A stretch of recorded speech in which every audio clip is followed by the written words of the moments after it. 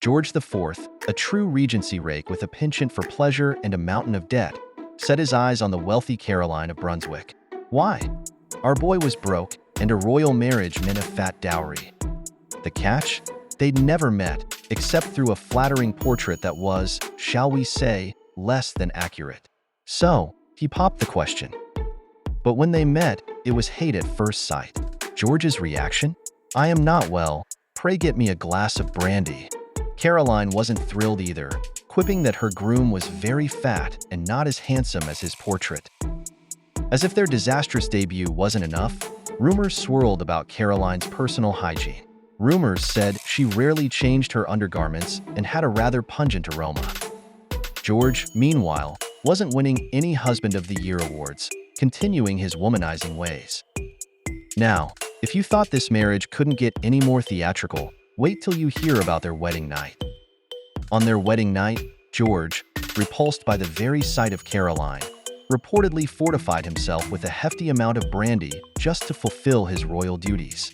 Yes, he literally had to drink himself into a stupor to consummate the marriage. After the birth of their only child, Princess Charlotte, they quickly parted ways, setting the stage for years of scandal and separation. Caroline wasn't one to sit quietly in a corner of a palace. She packed her bags and set off for Italy. There, Caroline immersed herself in a life of parties, patrons, and scandal. Her close relationship with her Italian servant, Bartolomeo Pergami, outraged Britain. Rumors also circulated about an illegitimate child. Fast forward to the death of George III. George IV ascends the throne, and his first move? Trying to pay Caroline to disappear. But Caroline was no damsel in distress. She wanted her crown. She stomped right back to England, demanding her rights as queen. George leveraged infidelity rumors, pushing for the pains and penalties bill to strip Caroline of her title and dignity. But Caroline, with the defiance of a scorned woman, fought back. In the end, the bill flopped, and Caroline's royal title remained intact. At the coronation, George barred the doors of Westminster Abbey. She shouted, "The Queen, open." The doors briefly parted. But as she declared, "I am the Queen of England," an official roared at the junior officers, "Do your duty? Shut the door."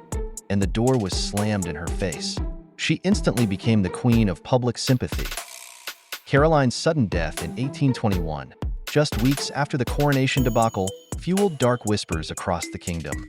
Rumors swirled that Caroline might have been poisoned. Yes, poisoned. Some pointed fingers at supporters of George IV, suggesting that they might have orchestrated her untimely demise to finally rid the king of his royal nuisance. While these allegations have never been proven. From catfished portraits to royal showdowns, a stark reminder of how messy a marriage can get when it's built on a foundation of deceit and dollar signs.